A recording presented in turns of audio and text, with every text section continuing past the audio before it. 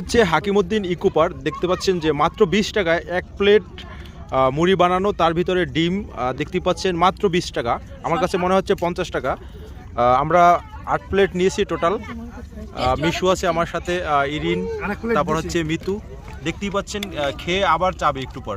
তারপর নীরব ভাই, কিরকম লাগছে আপনার কাছে খাবারটা? খুবই ভালো। আরেক প্লেট আমি অর্ডার দিছি, এটাও খাবো।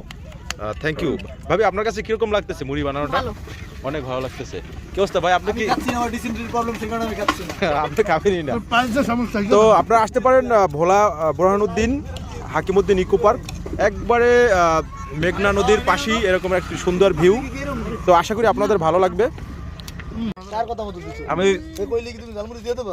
খাইতেছি, মানে স্পেশাল একটা টেস্ট পাইতেছি। মনে হচ্ছে যে তারা স্পেশাল কোনো মশলা দিয়েছে, সেজন্য একটু বেশি ভালো লাগে। বুঝতেছি না ভাই, কি যেন একটা মশলা দিয়েছে, এই জন্য বেশি টেস্ট লাগতেছে।